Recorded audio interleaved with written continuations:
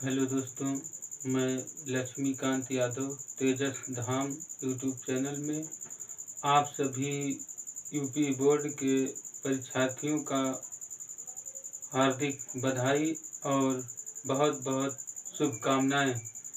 आज मैं हिंदी विषय का जो प्रमुख प्रश्न है उस प्रश्न को एकदम बहुत ही सटीक ढंग से यहाँ बताने का प्रयास कर रहा हूँ। जो करीब 12 वर्ष का जो अनुभव है, उस अनुभव को मैं बोर्ड परीक्षाओं के जो अभी तक अनुभव प्राप्त हुए हैं उसको आप लोगों तक मैं पहुँचाना चाह रहा हूँ।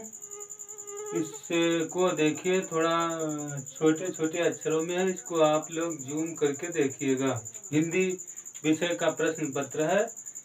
इस इतने प्रश्न को आप पढ़ करके जाइए जो भी पढ़े हैं।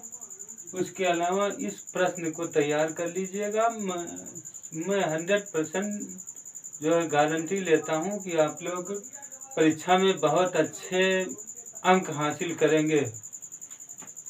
तो यहाँ पहला प्रश्न मैंने लिया है कि रानी केतकी की कहानी और कलम का सिपाही के लेखक के नाम हैं। तो इस लेखक के नाम है मुंशी इंशाअल्लाह खां और अमृत राय। फिर दूसरा प्रश्न है गोदान किसकी रचना है? तो ये गोदान मुंशी प्रेमचंद की रचना है। फिर छायावादी कवियों के नाम लिखिए। छायावादी कवियों में प्रसाद, पंत, निराला, महादेवी।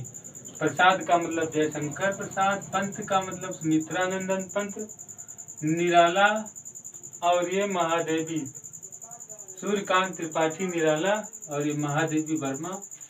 फिर प्रश्न है अगला, अज्ञेय का पूरा नाम लिखिए। तो अज्ञेय जी का पूरा नाम सच्चिदानंद हीरानंद वात्स्यायन अज्ञेय। फिर मैंने महत्वपूर्ण प्रश्न जो कवियों के जीवन परिचय हैं उनको दिया है, इनको आप लोग पढ़ लीजिएगा। डॉक्टर राजेंद्र प्रसाद ये गद्य लेखक के हैं और तुलसीदास, इन दोनों का जीवन परिचय आप लोग के परीक्षाओं में देखने को मिलेगा। फिर मैंने संस्कृत के प्रश्न डाले हैं। ये प्रश्न बहुत ही महत्वपूर्ण है। 100% हर वर्ष ये हर सेट में होता है। पहला भारतीय संस्कृति मूलम किमस्त, दूसरा है चंद्रशेखरा किमस्त, फिर तीसरा है अस्माकम संस्कृते कः नियमः। इन तीनों प्रश्न को आप लोग किताब से तैयार कर लीजिएगा। फिर हास्य रस की परिभाषा उदाहरण सहित लिखिए। हास्य रस की परिभाषा अस्थायी भाव, इसका उदाहरण ये पढ़ करके तैयार करिए। पूरी गारंटी के साथ मैं बता रहा हूँ, ये आपके प्रश्न पत्र में मिलेगा। फिर है उपमा अलंकार की परिभाषा दीजिए। फिर पांचवा प्रश्न है निम्नलिखित के दो पर्यायवाची लिखो। पहला नंबर है कामदेव, दूसरा है गणेश। ये आपके क्वेश्चन बैंक में ये सब मिल जाएंगे, इसको थोड़ा तैयार कर लीजिएगा।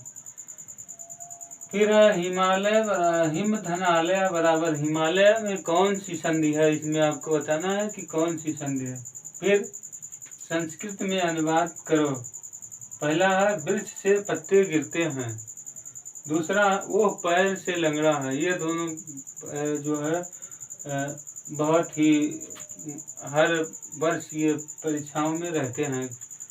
फिर है निबंध लेखन। निबंध लेखन में मैंने कोविड-19 जो महामारी थी, ये कोरोना काल का जो समय था कोविड-19, उसके विषय में आप लोग बहुत अच्छे से जानते हैं।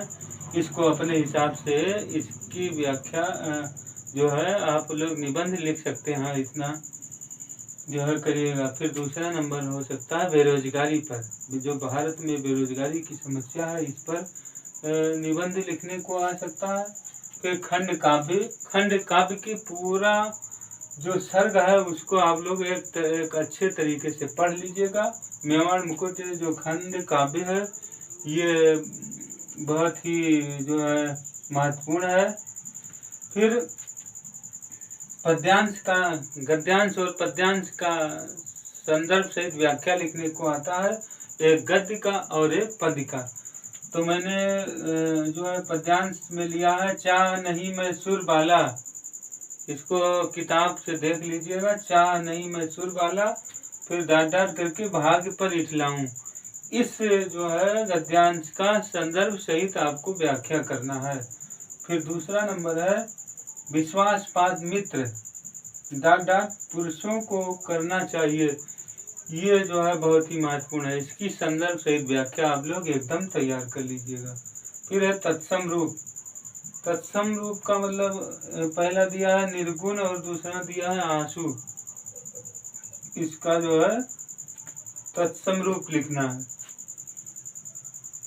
फिर निम्नलिखित प्रत्यय का प्रयोग करके एक एक शब्द बनाइए। पहला है पन, दूसरा है ता, तीसरा है वा। और अगला प्रश्न है संस्कृत गद्यांश का संदर्भ व्याख्या कीजिए। संस्कृत का एक गद्य आता है, उसको हिंदी में इसका प्रसंग और व्याख्या करना होता है, संदर्भ नहीं लिखना होता है, न लेखक का नाम लिखना होता है। इसमें वाराणसी सुविख्याता डाट डाट बहु प्रशंसित। इस संस्कृत जो है मतलब क्या कहते हैं, जो स्टैंजा है, इसको आप लोग इसका अर्थ लिख लीजिएगा, अच्छे से तैयार कर लीजिएगा। और पहली बात यह है कि जो परीक्षा में केवल आप लोग पैड और जो कलम है, एक काला और एक नीला, ये दो कलम आप लोग यूज करिएगा।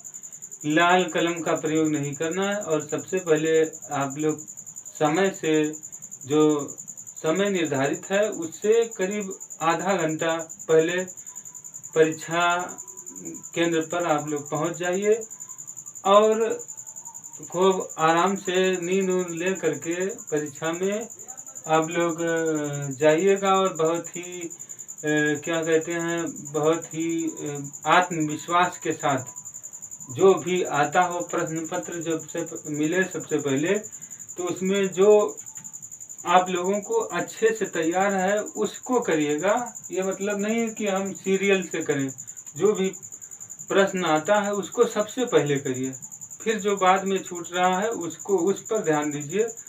और जहाँ तक हो सके कि कोई भी प्रश्न आप लोगों से छूटने ना पाए। और विशेष ध्यान ये है कि जो प्रश्न पत्र जब मिलता है उसके बाद आप लोगों की उत्तर पुस्तिका मिलती है, तो उसमें सबसे पहले क्या कहते हैं कि अपना रोल नंबर, जैसे मान लीजिए अंकों में और शब्दों में, अंकों में लिखना है। मान लीजिए लिखा है 13,73,551, तो ये अंकों में हो गया। अब यहाँ से शब्दों में लिख लीजिएगा 13,73,551, ये अंकों में हो गया। और ये शब्दों में, उसके बाद दिन कौन सा दिन पड़ रहा है उस दिन का नाम लिख लीजिए। शुक्रवार है तो शुक्रवार, मंगलवार है तो मंगलवार। और तिथि का नाम मतलब तारीख हो गया, जैसे जिस दिन तारीख को मान लीजिए आज 21/3/2022 है, ये डालना है। फिर परीक्षा केंद्र में जहाँ पर आप लोग परीक्षा दे रहे हैं उस केंद्र का नाम उसमें डालना होगा, जो आपके प्रवेश पत्र में लिखा होगा उस परीक्षा केंद्र का नाम। फिर उसमें एक होता है संकेतांक में आपको एक बॉक्स बना होता है, उसमें आपको लिखना होता है कैश नंबर, जैसे प्रश्न पत्र में लिखा है 323B, ऐसे करके जो भी होगा संकेतांक उस बॉक्स में लिखना होता है। तो और दूसरी बात यह है कि हर जो है उत्तर पुस्तिका के जो आपको कॉपी मिलती है उसके हर पेज में अपना जो अनुक्रमांक है रोल नंबर, उसको आप लोग लिख दीजिएगा। हर पेज में नीचे जो अनुक्रमांक है अंक में उसको लिख लीजिएगा। इससे ये होता है कि आपकी कॉपी कहीं शायद यदि बदली जाती है या कुछ होती है, कहीं गड़बड़ी होता है, तो वो पकड़ में आ जाती है। इसलिए आप लोग पूरी जो है पूरे पेपर में प्रश्न पत्र के उत्तर पुस्तिका में जो आपको कॉपी मिलेगा उसमें ये जो है अपना जो रोल नंबर होगा उसको उसमें लिखिएगा। और प्रश्न और उत्तर लिखने के बाद आप लोग जो है एक बार उसको मिलाइएगा कि कौन सा प्रश्न का कौन सा उत्तर मैंने किया है, कौन सा डाला है, कोई संख्या कोई प्रश्न उत्तर का नंबर तो गलत नहीं है, इस बात को ध्यान रखना है। और इसके बाद जब परीक्षा खत्म हो जाए तब कॉपी जमा करके और पूरी कॉपी जमा हो जाए, सभी जो है सब छात्र का जो कॉपी जमा हो जाए उसके बाद आप लोग वहाँ से बाहर निकलिए। और अगले विषय का मैं अगले दिन आप लोगों को बहुत ही अच्छे ढंग से जो है हर विषय का प्रश्न आप लोगों को बताने का प्रयास करूँगा। धन्यवाद।